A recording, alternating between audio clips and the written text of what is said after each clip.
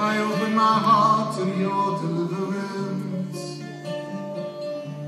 with a cup of abundance, the spices of the sweet lingering smell of Shabbat, and the candle that helps us see light and dark and all things, and the blessing of distinction between 6 days of doing and a day of being, between holiness manifest and holiness waiting for us.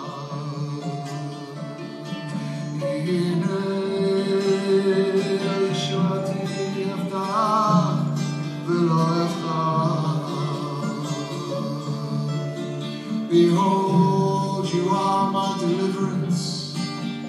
I enter this week with confidence. I shall not be afraid.